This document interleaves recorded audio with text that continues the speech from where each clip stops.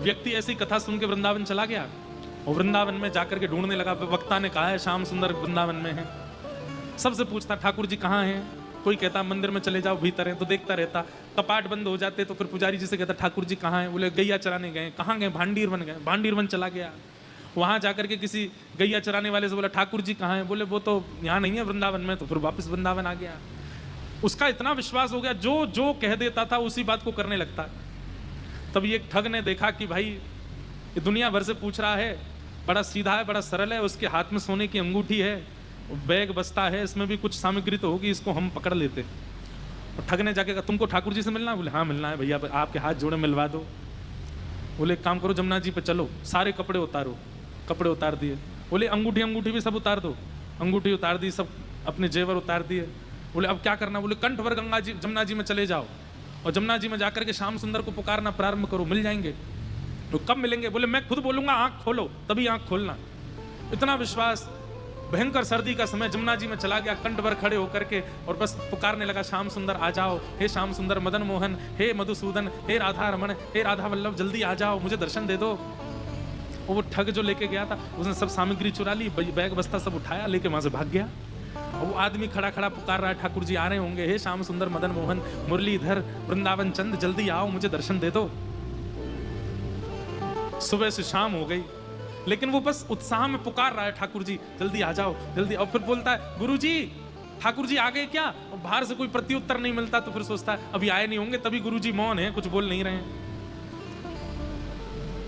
शाम हो गई, तब किशोरी जी को उस पर दया आ गई और किशोरी जी ठाकुर जी के पास गई। ठाकुर जी जाके बोली सुनो, ये जमुना जी में एक भक्त खड़ा है, इसको जाके दर्शन दे के आओ। ठाकुर जी बोले साधन शून्य, उसने जीवन में कुछ किया नहीं और बस आकर के यहाँ खड़ा हो गया है, आकर के खड़ा होकर के मेरे को पुकार रहा है, ऐसे कैसे मिल जाऊंगा। किशोरी जी बोली साधन साधन देखते रहते हो, किसी व्यक्ति की तत्परता देख रहे हो, उसकी तड़प देख रहे हो, कितना व्याकुल है वो, जल्दी जाओ दर्शन दे के आओ। ठाकुर जी बोले ठीक है हम जाते हैं। ठाकुर जी चले गए और ठाकुर जी सामने खड़े होकर वंशी बजा रहे हैं, स्वयं प्रकट हो गए ठाकुर जी। तो वो भक्त अंदर खड़ा खड़ा बोला आहा इतनी मधुर वेणु की ध्वनि सुनाई दे रही है, आप कौन हैं। ठाकुर जी बोले जिनको तुम पुकार रहे हो हम वही हैं, चलो आंख खोलो हमारा दर्शन करो।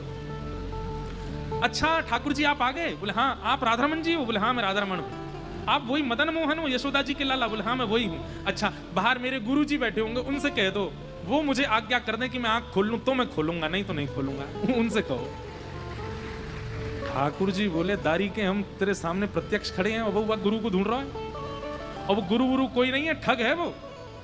और तुम्हारे सोना चांदी सब चुरा के भाग गया है उस जिसको तुम गुरु कह रहे हो। ये तो किशोरी जी को दया आ गई तो हम तुमको दर्शन देने आ गए, वो कोई गुरु नहीं है।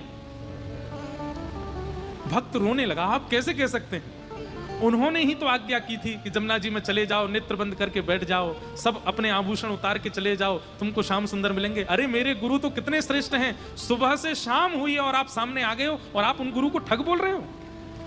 वो मेरे गुरु ठग नहीं हो सकते। लेकिन नाथ क्षमा करें, मैं तो तभी देखूंगा जब वो आके बोलेंगे कि आंख खोलो।